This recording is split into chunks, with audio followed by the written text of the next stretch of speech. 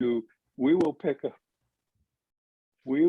up your garbage once a week, but you have to have it in a gray container. It has to be positioned this way. And once every other week, we'll come by and pick up your recyclable. Well, we only want some of your recyclables. Right. So being from New York City, my dad was a sanitation man for the Department of Sanitation in New York City. So it was strange for me once I joined the military to move to other places. And I was like, oh, it's not done by the city, it's done by private people. And I'm like, oh, it's done by trucks that have mechanical arms and not men who pick it up or women who pick it up and toss it in the back. Because that has been 30 years of my experience living in New York City and my dad's experience. So that's all I ever really knew. And he would tell stories of how he hated the garbage cans with the wheels on them because people would wheel out very, very heavy garbage and expect him to pick them up and throw it. Yep. Yeah, I think he's like, they have no appreciation of how much it weighs. Yeah. And now, I mean, the city gives us these or lends them to us or however that arrangement works. We pay for it, I guess, every month. Comes in the bill. Mm-hmm.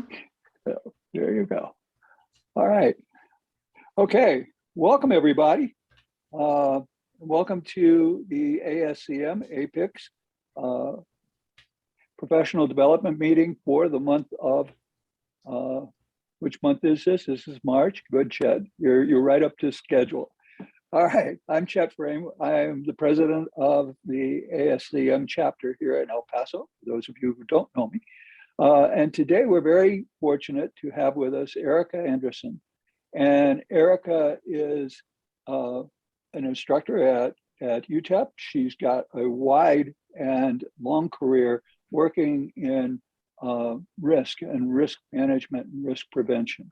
And so today she's going to talk about what happens when stuff goes wrong and how do you sort of protect yourself against that.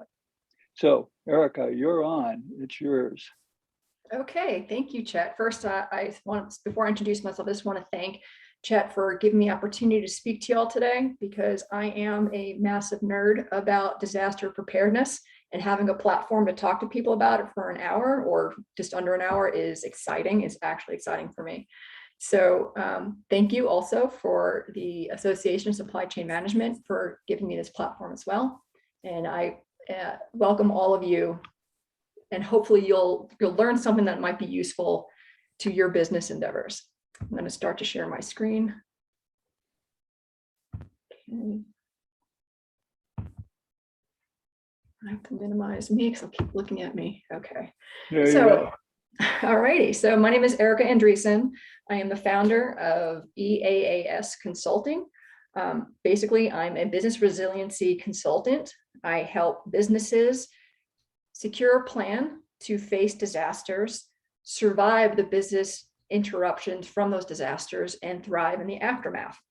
EaaS Consulting is a play on SaaS, which is software as a service, except instead of software, it's Erika as a service, because you get me, my experience, and my passion for this topic.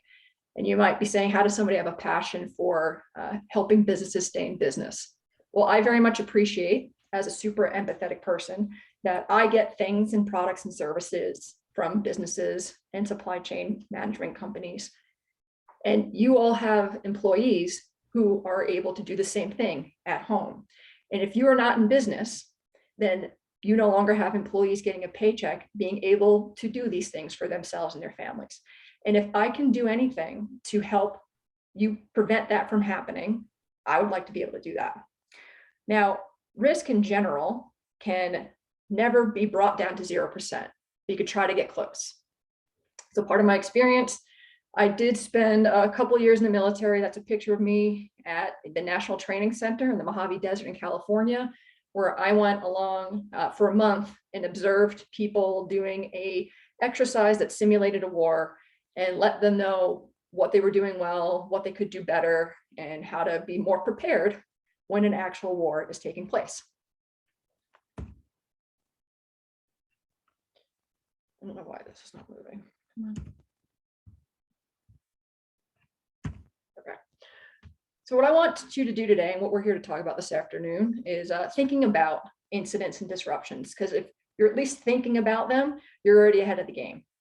Unfortunately, it's a statistic that 40% of Americans do not know that they have local hazards and what those local hazards are. So we're going to think about these incidents and disruptions in a way for disaster planning and business continuity events.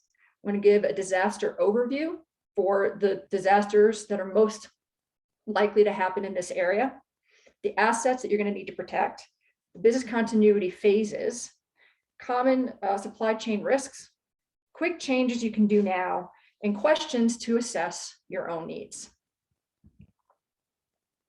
So I begin by asking the question, do you want to have your organization to be remembered for having to shut down, fire employees, lose money, and/or permanently close due to an incident or disruption? Or do you want to have the ability to secure your assets with the plan, survive the disruption, and thrive afterwards? Risk is everywhere, and you need to be able to identify top priorities and react quickly to the disruptions. So the basics, there are two types of disasters. They are natural and man-made. Natural can be limited geographically or seasonally, and they pose a threat to humans, animals, agriculture, physical structures, and socio and economic functions. Our concerns locally in this area are power outages, which are typically caused by three things. One is a heating event, two is a cold event, which is new to Texas as of last year, and windstorms. The heating events, of course, the power grid is taxed because everybody has their air conditioning on. The other issue with heating events, there is overheating, which causes deaths. With cold events, with respect to transportation, it's icing on the roads, which is going to have an impact with supply chain management, but also it's going to tax the power grid. Specifically to Texas, Texas is not connected to the rest of the United States. It has its own power company, except El Paso County is attached to the Western interconnections, and they also winterized their equipment, which is why El Paso County did not suffer in the way that the rest of Texas did last year. And of course, windstorms, wind here gets pretty nasty and it will knock down power lines. The earthquake concern that we have here is not from seismology, but rather from human activities. So the fracking that is going on in the eastern part of the state. We have thunderstorms and flash floods. So, in the summertime, we get those thunderstorms because we're so dry here, it causes those flash floods. And those flash floods bring washout debris into the road. You got hail damage. And then you have lightning. The thing about lightning is a secondary risk from a thunderstorm because it can cause a fire. Infectious disease or pandemic, we've all been going through this. It curtails free movement of people and goods. And unfortunately, within the supply chain realm, you don't exactly have a big option in most of the supply chain for work from home. Wildfires, while they're not a super big concern along the Rio Grande, it is a concern in the rest of the state, but also specific to our area here, we get a lot of supreme conditions to start a wildfire. We have 35-mile-per-hour winds or more. We have very, very dry conditions, and we have very low humidity. So this summer, when we had all that rain, I left at the end of June and came back 9 days later in July. It was brown when I left. It was green when I came back. So we have all this wonderful greenery, which then turns into fuel because it gets all dried out. Now, the two main causes of a wildfire are lightning and man-made. Lightning is the only natural, everything else is man-made. So while we're not necessarily at a massive risk of wildfires here, it's still a possibility. And then droughts. The interesting thing about droughts is it's the only condition that is not limited geographically or seasonally. So when you have a drought, you are often in the drought for a while before you can call it a drought. And also in the same realm, when you are coming out of the drought, you're still suffering the impacts of that drought. Now here, the issue with the droughts is they got a lot of dust. So with the windstorms, if you were driving this weekend, it was pretty windy, and the dust caused an accident on US 54 that had to close down for almost 24 hours. I know because I tried to get back to El Paso from Angel Fire, and that was hindered substantially. The other thing too you need to remember is that these disasters don't exist as a sole operator. They play in the sandbox with other disasters. So they will sometimes compound themselves by creating or being part of other disasters. We get to man-made disasters, which are really an issue of being done by human error or misuse or malintent. So the concerns that are predominant in most of the supply chain is kidnapping and theft. So kidnapping is when you're traveling to developing nations or shipping through international waters in third world countries or crossing a border where there's a lot of crime along the border, you can worry about kidnapping. Also, there's an issue of forced labor in the supply chain. That's a risk. And theft is just theft of product. Active shooter can happen anywhere. The basics are assessing your vulnerabilities. Do you have an escape route? Do you have a plan for evacuation? Can you shelter in place? Or are you going to do some active engagement? And active engagement is the very, very, very, very last option you should ever exercise in an active shooter incident. Chemical plant explosions and fires. Juarez has a lot of chemical plant factories that make things that are illegal to make in the United States. So that's a concern right across the border. Cyber attack and ransomware. Most people think that it is the big companies with lots of money that are ripe for the picking for a cyber attack or ransomware. And that is just not the case. These companies have a lot of money, and because they have a lot of money, they can invest it in their IT infrastructure and cybersecurity systems. The smaller companies who don't have that much money are woefully behind when it comes to cybersecurity. Now with ransomware, you can get ransomware insurance. And I'll talk about insurance in a little bit. But the thing about insurance is it just transfers the risk. The risk is still there. You're just paying money to be economically compensated for it. You still have the risk. It's still going to shut down your business. And bombings. That's a particularly risky area for the oil and gas industries and their infrastructure. But the thing you need to know about any of these disasters, if you have exposure to one or more, then it leads to risk. And if it's a huge disaster, be prepared to lose your phone and cell connections. You need to determine your vulnerability to these incidents and assess the likelihood of them happening and the expected impact that they will have. The assets that need to be protected as your business as a whole. You have products, you have to protect your warehouses, your internal transportation systems, your external methods of delivery that you rely upon, your employees. I want to stop and talk about employees for a second. There is a new leadership paradigm where employee resiliency is very important. They think their best and most important asset is their employees. Unfortunately, Amazon is an example of where that was not true. So when the supply chain issues started happening, Amazon started stockpiling products in their warehouses so they would still be able to keep up with their delivery promises.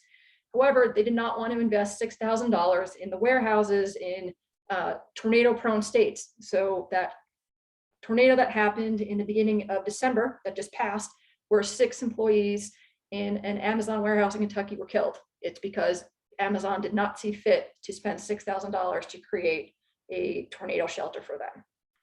And then reputation, that is an asset. It is an intangible asset, but it is an asset.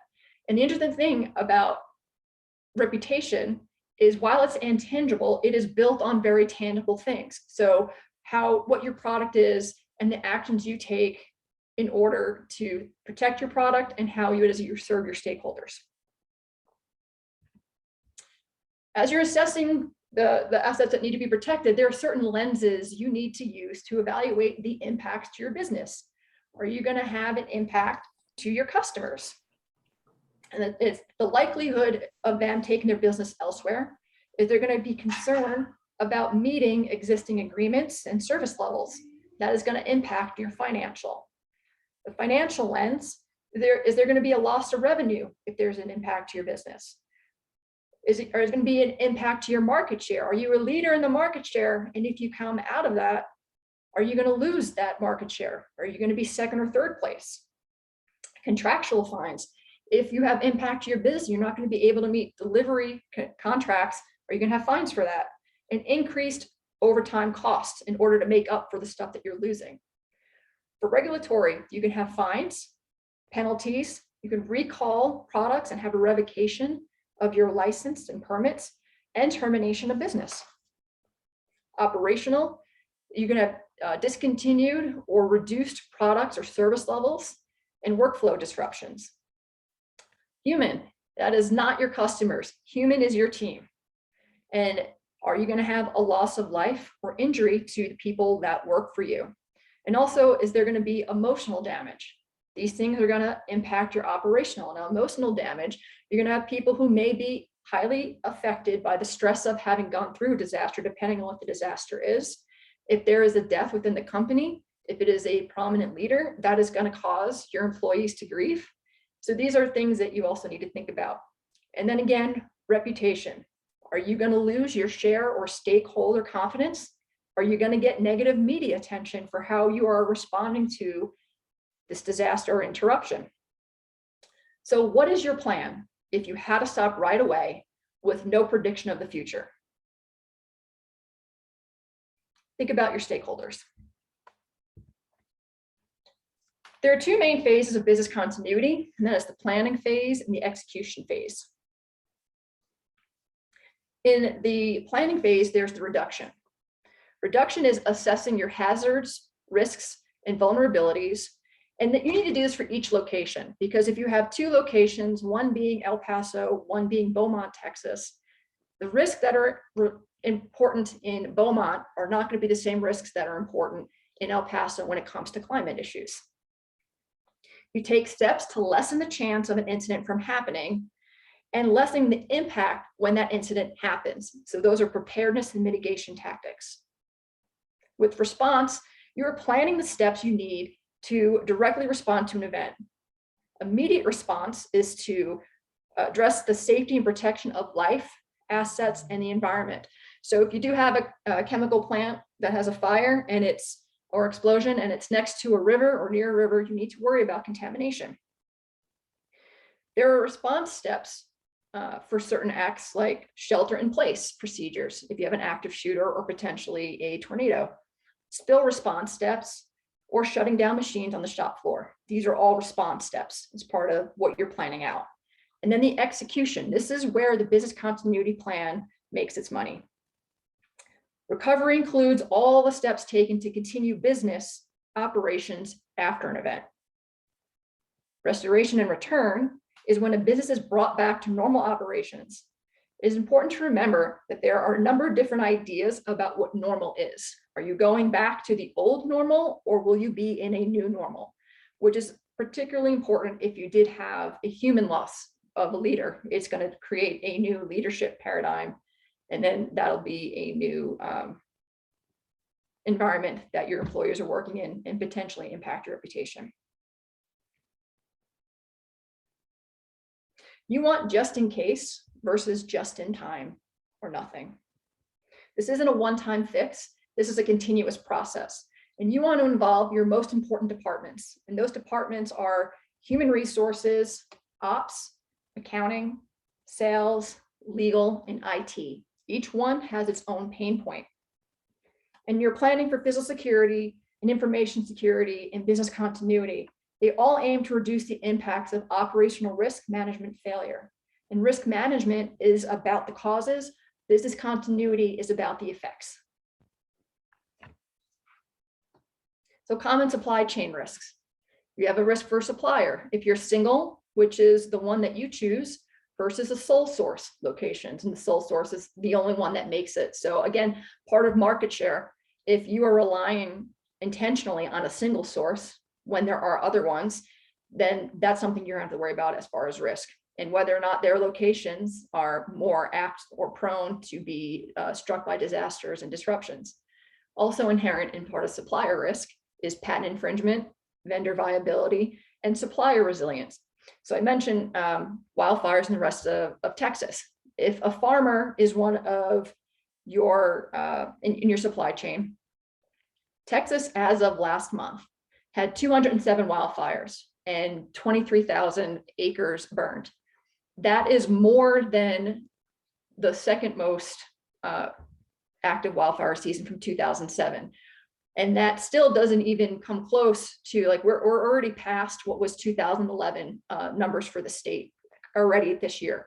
And in 2011, 3 million acres were burned, over 12 fires over the year. And the thing about fires is there are less of them, but they're bigger and they're more intense.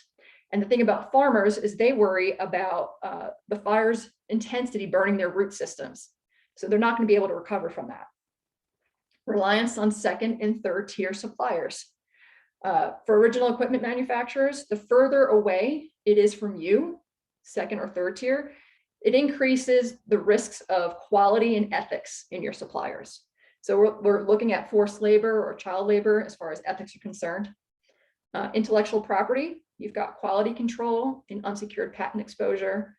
Product liability is contamination, recall, regulatory compliance, and environmental impact. Manufacturing, you have product obsolescence, regulatory compliance, and product lead time exposure. Environmental risk is product disposal, hazmat, workforce exposure, and outsourcing exposure. With inventory, you have out of stock exposure and storage requirements. So where are these risks in your business process? Are they downstream with logistics and delivery? Are they in manufacturing? Or are they upstream in sourcing? Supply chain architecture. It is seriously unprepared infrastructure. They're unable to forecast demand, detect issues, redirect, scale, or substitute. It's needed to improve reliability with greater visibility and better synchronization. You need real-time tracking of everything in the pipeline. You need real-time collaboration between suppliers and customers for forecasting. And you need immediate management and business continuity planning from suppliers to manufacturers to customers to mitigate the impact. This is like air traffic control before the 1960s. What we know now as air traffic control, it is down to a science within the minute of when a plane is taking off and landing and where it is in the sky. That does not exist in the supply chain architecture currently to that level. So the risk trend areas, cyber, always going to be on top. Regulations, both adhering to them and being thwarted by them. And what I mean by that, California has done a really great job of making sure that this supply chain disruption continues, because there is a local regulation mostly born out of the fact that stacking containers more than 2 high is an eyesore for the people in the immediate community. So they limited stacking of containers to 2 high. They can, under emergency provision, get rid of that regulation for 30 to 90 days. So what's happening is you have these empty containers that can't be stacked more than 2 high by regulation. And then you have these chassis that are filled with empty containers, and they can't get the containers off the chassis because they can't stack more than 2 high, which then prevents the chassis from going and getting full containers to deliver. Multiple people have pointed this out to California. California knows this. I know this. The information's available. There's articles written about it. They don't want to change it. I can tell you why they don't want to change it as I go on. Provider, supplier, inconsistencies and disruption. Port strikes. Let's go back to California because it's so easy. In 2011, there was an 8-day strike in Los Angeles and Long Beach that caused $6 billion worth of goods to be held up just over 8 days in 2011. Environmental regulations, again, let's go to California. Oakland needed to have the bottom dredged to allow the ships to come in more than what was available. Because you only have one come in and one wait. They wanted more to come in. That project took over a decade to complete because environmental regulations and environmental committees kept suing because they were worried about krill and other things. Climatological reporting concerns, that is more about climate change locally. And quality consistency. So a field assessment, this is the field, is a complex web with multiple sources, and risk is everywhere. There is a false sense of security. The source will always be there. If you had to get another source, would it be of the same quality? And would the customer approve an alternate or a sub. Supply movement. Can you avoid California? California has historically been the cheapest way to get products from Asia. But as the costs are increasing, it's potentially possible that going all the way around to the East Coast is either going to cost the same or be slightly cheaper. Container shortage and shelf-life. We don't have enough containers available, and ones that we do only have about a 20-year shelf life. People and the drug of profit control the market. I'm going to go back to California on this one. So they instituted these penalties. If you have your stuff for 8 days, you don't move it, there's a penalty. And the original thought behind that was it would cause suppliers and companies to move it along because they don't want to pay this penalty. Well, when California is part of the problem and they won't lift the regulations that prevent containers from being stacked more than too high in the community, they just keep collecting the money and lining their pockets. Just saying. There's also a future trend. There's a revolution where manufacturing is going to come back to the US. There's already investments made by companies and legislation by Congress to bring super chip manufacturing to the United States.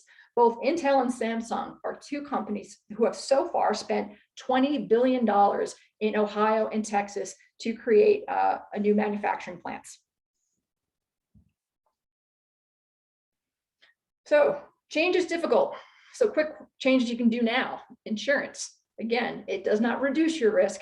It just transfers the risk. Business interruption insurance reimburses lost profits and extra expenses resulting from an interruption of a business at the premise or at a customer or supplier. Alert system. That is something your HR department can do now. It's something that UTEP does. So take your cell phone, put in a number, you're logged into the system, and they test that system every month. And if they want to send me a text about some emergency going on to stay away from campus or whatnot, they just send a text out. Quick and easy thing to do that HR can take care of right now. You want to get everyone involved and to care. Those are two things. You want to get them involved in the process and start thinking about this stuff and to care. The involvement part can just be checking the box. Yeah, I did this. You want to get them to care. You want them to get to the point where they want everything to continue. They want the business to thrive. You want to back up your vital records. So make sure if you have to go, you're going to be able to take your articles of incorporation and everything else that's really important to your company. So back them up. You want to develop a RACI process to support business continuity. And RACI is responsible. Responsible is the person tasked. Accountable is the person answerable for the delivery of the task by the responsible. So the responsible tasked person reports back to the accountable. You need people consulted, so subject matter experts in a two-way conversation. You want them to know, you want you to know, and everybody is more aware. Things are more seamless, there's better coordination. And informed. You want those who are kept up to date on the tasks. You can do some training in emergency response to protect the assets closest to you. That again, if you're into the new paradigm of making your employees the most important, those assets are your people.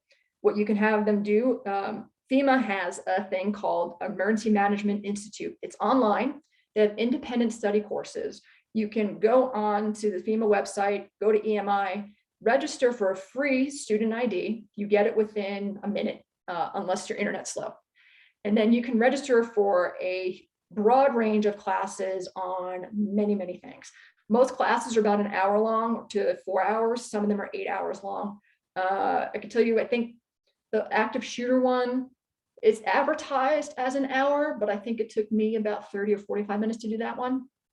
So that is something that's available to your team now. You could also Google El Paso CERT teams. So CERT is Community Emergency Response. That is a FEMA project. So they offer free life-saving training for people. So if you want to send some of your people out to learn how to do some life-saving stuff, they kind of expect you to do for the community, but if you are a business in the community, you're part of the community. And if you're helping the people who are closest to you, which are your fellow employees, then that's fine. You could also get a certification from DRI, which is the group that certified me to, after I proved my experience, to be able to talk to you today about these things. You could also ISO 22301. That is an international organization standardization certification. And it goes to show other people in your supply chain that not only do you have a business continuity plan, you've thought about it, it's actually one that's pretty good and has been trained on. So we're going to assess your own weaknesses and needs. I'm going to ask you a series of questions because everyone has them, even if you have a plan. But if you leave the plan collecting dust and don't update it and exercise it regularly, then you're not really prepared. What are your biggest threats? Do you have any redundancies or single points of failure? Are you brittle or are you flexible? Are you going to be able to ride out the disruption or are you going to break? Can you afford to be down for a few weeks or only a few days, or is a few hours even too long? What resources will you need and do you have them? Do you have a surviving site? How much of your business relies on data and communication systems? What will you tell and how will you communicate your status to your stakeholders?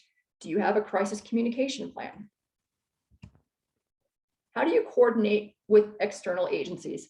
External agencies are going to be the ones who are going to be responding to you. If you don't know them, I invite you to go out and meet them, shake their hand, and start establishing a relationship. Because when you have your relationships built in peacetime is when there is no disaster and everything is going fine. That is when you start enhancing your collaboration and things go more smoothly when it's not peacetime. And who is going to be responsible for it all?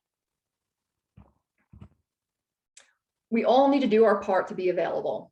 The only thing harder than planning for supply chain issues is explaining why you did not. So I ask again, do you want your organization to be remembered for having to shut down, fire employees, lose money, and permanently close due to an incident or business continuity event? Or do you want to have the ability to secure your assets with a plan, survive the disruption, and thrive afterwards?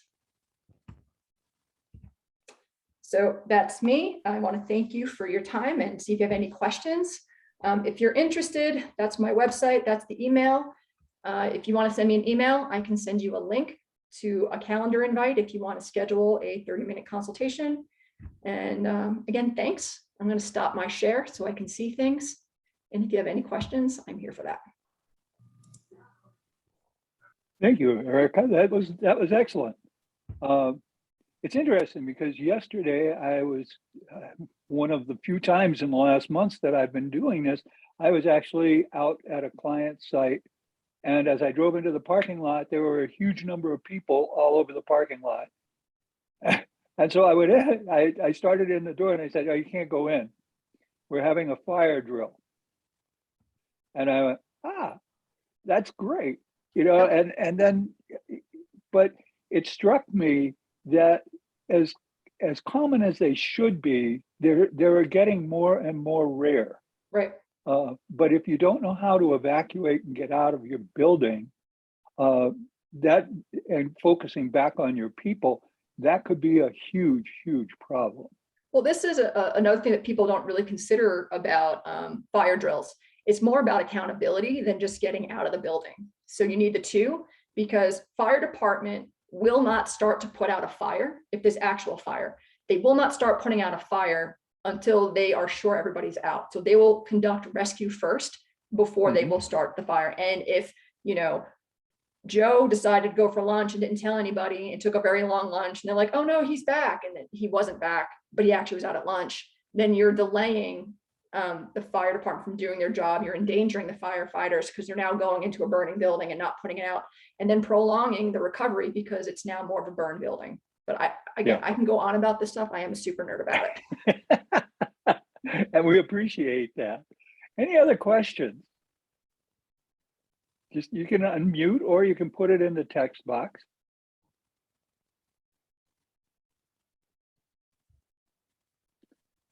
No. Jaime said thank you for the invitation. He had to step away. So he's gone. All right then. So then I will say thank you so much. I appreciate this. For those of you who have not had the opportunity to take either the CSCP course or the CLTD course or the CPIM course, you will find a whole lot more information about these topics in any of those three courses, because we spend a lot of time talking about the various risks and what happens when things go wrong. And many of us in our careers have been there when things went wrong. The good news was some of us, and sometimes we had planned for it. And the bad news is sometimes, and some of us had not. Yeah, and like I had said, Chet, the risk management is about the cause. Business continuity is about the effects. You want to be able, like, it's great that you figure out that's a problem, figure out the next part and make sure that you can hang around after it's over. Yeah. I'll give one quick war story and then I'll get out of here. I was working for Tyco Healthcare, and the part of our company was up in Connecticut, and they had a supplier in Florida, and it was a sole source. I'm sorry, it was a single source. But when they put the single source contract in place, they went in and did a risk assessment, and they put together a risk response plan and said, if anything goes wrong, we need to transport all of the tooling that you have to another facility of yours in the state of Florida. And everyone looked at it and they said, well, we don't think you're going to need it, but well, you know, okay. I was sitting here at home having dinner one night, and on the news, they talked about an explosion in a plant in Florida that blew out half the plant, killed several employees. And it was just about that time that my phone went off, and the vice president in Connecticut said, we're on our way to Florida. I don't know if I'm going to need you out there, but just be ready in case you have to come out and give us a hand. But they flew down from Florida, rented a truck, picked up the tooling, moved it to another plant, and had it up and running. They lost about 12 or 14 hours of production, but it was because it was well planned and well thought out. And it could have resulted in days, weeks, months of missed production and missed sales. So yeah, this is a really big deal. It's a place that we need to spend time and energy. So anyway, thank you all for attending. Next Thursday will be Apex for lunch, and I will once again have an agenda, and I'll share that with you as we go forward. So have a great week. Stay safe, stay well. Thanks. Bye-bye. Thank you.